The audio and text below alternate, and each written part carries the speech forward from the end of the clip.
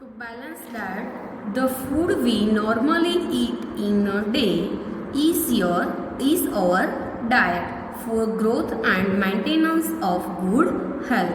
Our diet should have all the nutrients that our body needs in right quantities, not too much of one and not too little of the other. The diet should also contain a good amount of protein and water. Such a diet is called a balanced diet. तो क्या है कि the food we normally eat in a day is our diet. तो क्या है कि मतलब कि दिन में जो हम नॉर्मली फूड लेते हैं वो हमारा क्या हो गया, डाइट जो है वो हमारी बॉडी के लिए अच्छा growth and maintenance of good health के लिए क्या है वो हेल्पफुल है. और हमारी बॉडी के लिए भी वो क्या है, हेल्पफुल है. वो हमारे डाइट में सभी न्यूट्रिएंट्स की ज़रूरत होती है इन राइट क्वांटिटीज, या मतलब कि सही मात्रा में चाहिए. नॉट टू मच और too much of one and not too little of the other. यानी कि एक का बहुत और अधिक भी नहीं और दूसरे का भी बहुत कम नहीं. तो the diet should also contain a good amount of protein and water की गुड अमाउंट होना चाहिए. Such a diet is called balance diet है. यही बैलेंस डाइट में दिया है. तो do you think that people of all ages need the same type of diet?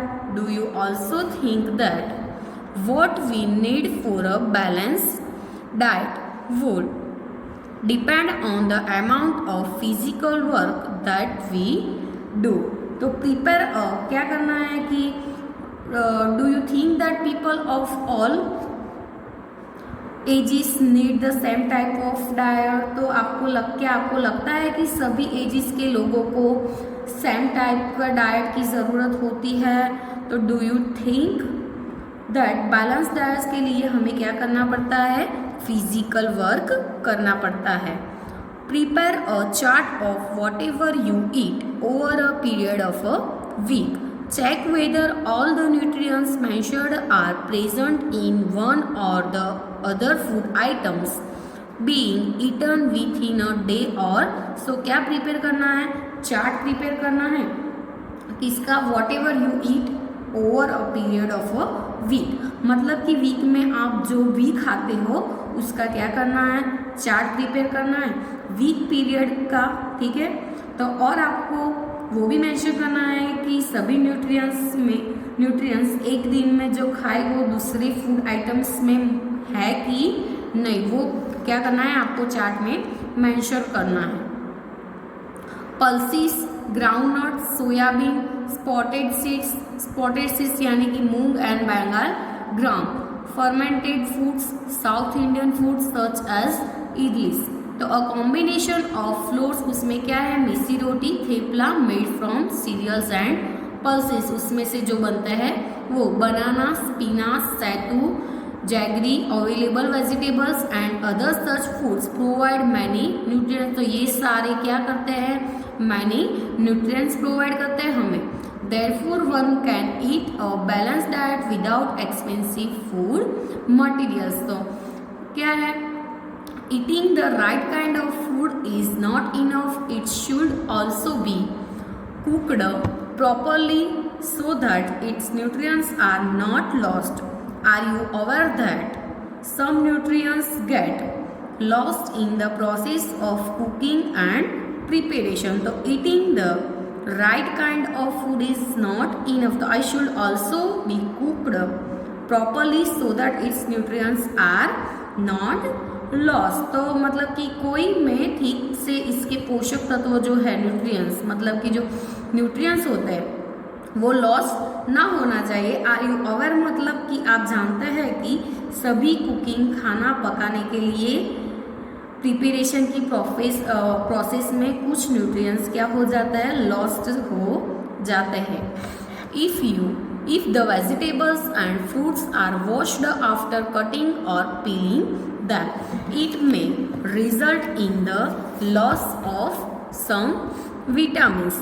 The skins of many vegetables and fruits contain vitamins and minerals. Similarly, repeated washing of rice and pulses may remove some vitamins and minerals present in them. तो क्या है कि if the fruits and vegetables washed after cutting और peeling, तो क्या है इसमें कि तो फ्रूट्स एंड जो फ्रूट्स की हम छाल उतारते हैं वो यदि वेजिटेबल्स और फ्रूट्स को काटने या छोलने के बाद क्या होता है वॉश किया जाता है, तो उसको रिजल्ट्स में क्या होता है जो सम विटामिन्स होते हैं वो क्या हो जाते हैं, लॉस हो जाते हैं. हम क्या करते हैं उसके छोलने के बाद वो करते हैं. तो फ्रूट में से एंड वेजिटेबल में से the skin of many vegetables and fruits contains vitamins and fruits. तो फ्रूट्स में जो स्किन होती है उसमें से ही ज़्यादा विटामिन्स हमें मिलते हैं. ठीक है, तो फ्रूट्स की स्किन की ही वेजिटेबल्स एंड मिनरल्स कंटेन करते हैं. Similarly, repeated washing of rice and pulses may remove some vitamins and minerals present in them.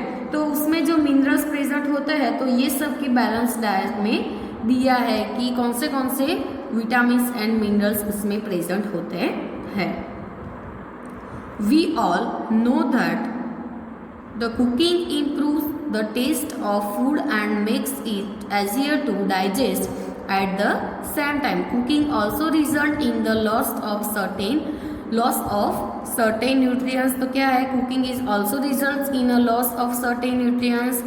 Many useful proteins and considerable amount of mineral are lost in excess water is used during cooking and it's thrown away. तो ये सारा पहले देखा कि eating the right kind of food enough I should be also cooked properly. तो पहले ही देखा था कि कोई फूड में से ठीक से इसके पोषक तत्वों मिलने के जो न्यूट्रिएंट्स होते हैं वो क्या हो ना जाए, लॉस ना हो जाए. ठीक है, वो ही है इसमें बैलेंस डाइट में. तो vitamin C gets easily destroyed by heat.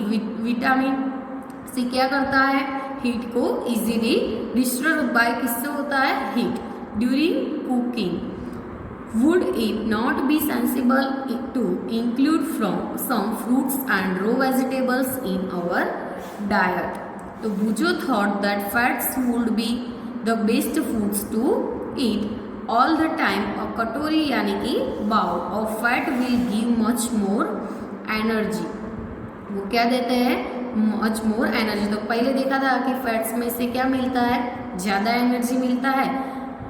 Then a katori of carbohydrates rich food isn't it, so he ate nothing but food rich in fats, fried food like samosa and puri यानी कि snacks, मलाई, रबड़ी and पेड़ा, ये सारे sweets में से.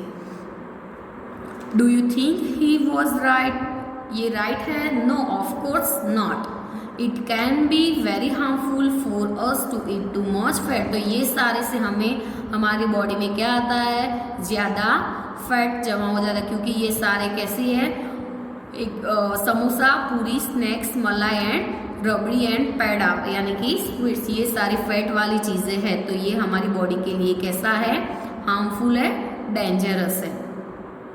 इसके बाद है 2.4 डेफिशिएंसी डिजीज.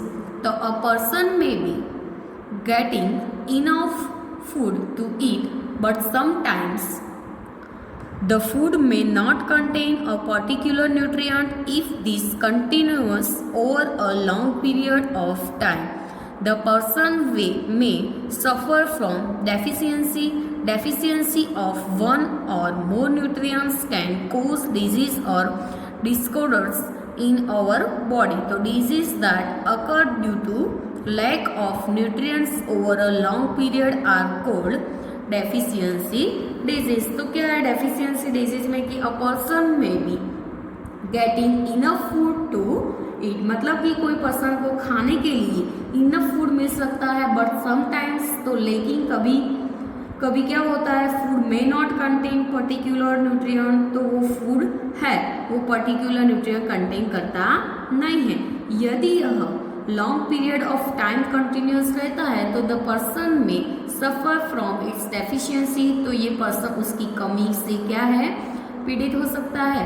तो deficiency of one or more nutrients can cause disease in our body, मतलब कि हमारी बॉडी की जो डिजीज बीमारियों है का उस कौन बन सकता है, द लॉन्ग पीरियड तक न्यूट्रिएंट्स की कमी रहती है, कमी होने वाली जो बीमारियों है वो क्या, उसको कहा जाता है deficiency disease. If a person does not get enough proteins in his her food for a long time, she is likely to have stunted growth, swelling of face, discoloration of hair, skin disease and did हो। हाँ, तो क्या है कि if a person does not get enough proteins in his her food और food for a long time, तो क्या है कि कोई पर्सन लॉन्ग टाइम तक इनफ फूड नहीं ले सकता कि he she likely have stunted growth, swelling of face, discoloration of hair and skin disease, ये सारे क्या उसके इससे होता है।